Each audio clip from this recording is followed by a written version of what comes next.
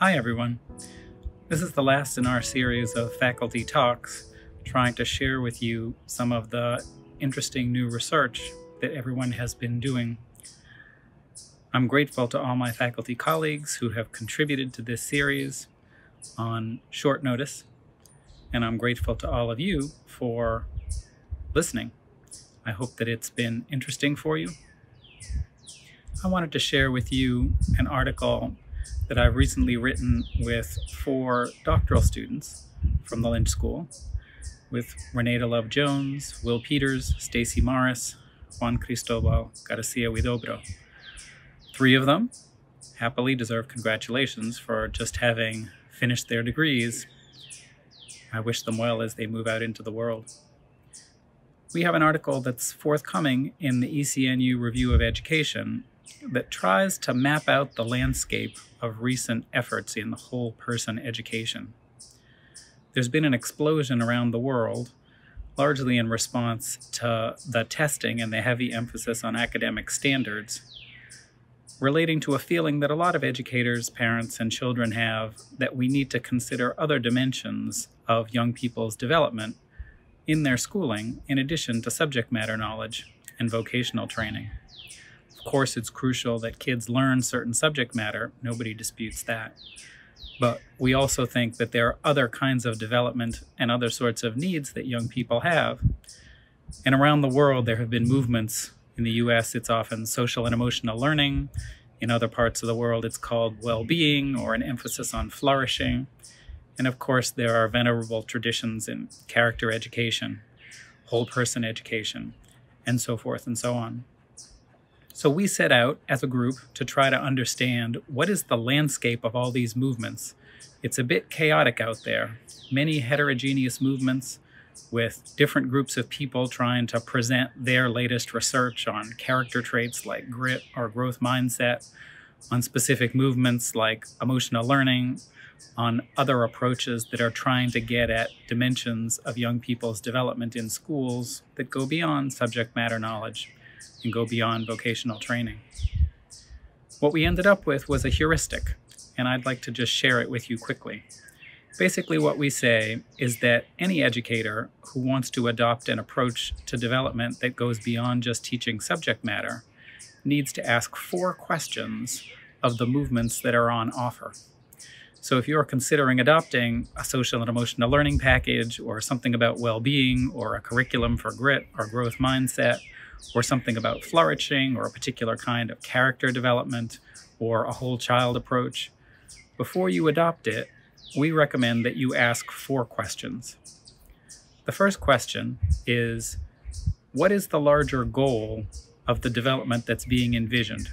Is it instrumental, or does it have something to do with the intrinsic nature of the students? An instrumental goal is a goal where you do something in order to get something else. So the process you go through in order to get there is not intrinsically related to the end you're after. So if I want to get educated in order to make more money and have a more successful career, that education isn't intrinsically related to the goal. The education is just a means to an end of the larger career.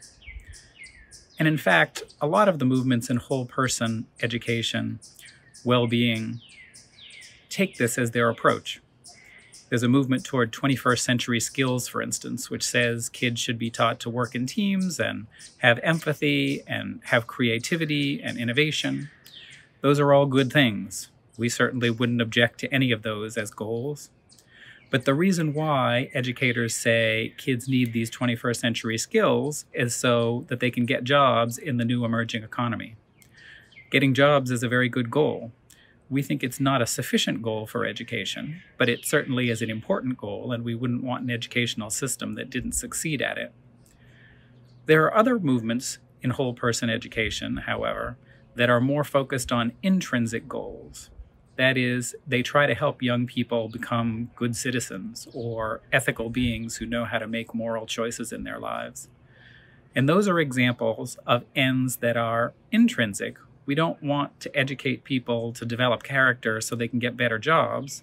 We want to educate them to have character because having character is intrinsically good. It's something that relates to who they are as people.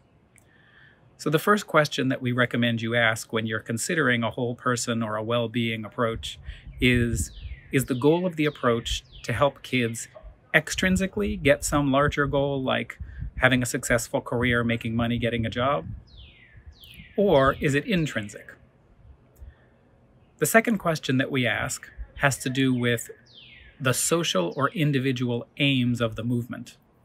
Almost all movements toward whole person development, or the development of social and emotional skills, focus on either a vision of what the individual should be once the education is done, or a vision of the society that we're aiming toward. So social and emotional learning, for example, is often something that we think of as helping the individual to manage his or her own emotions, the individual to build productive relationships. We're focusing on the characteristics of the individual. Character education is like this too. We try to help young people develop character themselves. We're working on the individual's development. And of course, this is an important goal for any kind of education. But there are other kind of movements that are whole person movements, which are intended to reach a certain kind of society. So civic education, for example, is an education that aims toward helping young people participate in a certain kind of society, usually a democratic society. So we're trying to develop dispositions in individuals so that they can be part of practices that we think are intrinsically valuable, having to do with how we govern ourselves in a democratic state. So a second question to ask about any whole person initiative is it primarily aimed at developing individuals, or is it primarily aimed at a particular social end? Both are valuable. Some movements claim to do both, but usually they emphasize one or the other. A third question that we recommend you ask about any whole person education movement is, how is this movement going to relate to questions of wholeness? Some whole person education movements focus just on discrete aspects of functioning. They focus just on helping kids recognize their emotional states, helping kids empathize with others. Now, the development of emotional self-awareness and empathy are, of course, crucial things. They're separate from civic development, being able to participate with others in political systems. They're separate from various kinds of relational development. How do you manage to build relationships with others? They're separate from moral development. How is it that we help young people make ethical choices? All these dimensions of young people's functioning are legitimate, useful goals for whole person education. But there are two different kinds of approaches. One focuses just on discrete, separate goals, help kids become socially and emotionally aware, help kids develop ethically, and so forth. A second approach takes a holistic approach and says all these different dimensions of human functioning relate one to another, and it's important that we help young people become whole human beings where their ethical development is connected to their relational development, is connected to their emotional development, so that the emotional reactions that they become aware of and manage come in situations where they're connected to other people in certain ways, and those are influenced by ethical principles and commitments. And those three things, the emotional, the social, the ethical, can't be separated one from another. So we have to aim to help young people develop as integrated beings who are developing in all of those ways because they interconnect. So a third question is, how do the different dimensions of development that we aim to foster in whole person education relate? Are we after a holistic vision of integrated human functioning, or separate dimensions of human functioning where we just try to develop one or another? The third and final question has to do with purpose.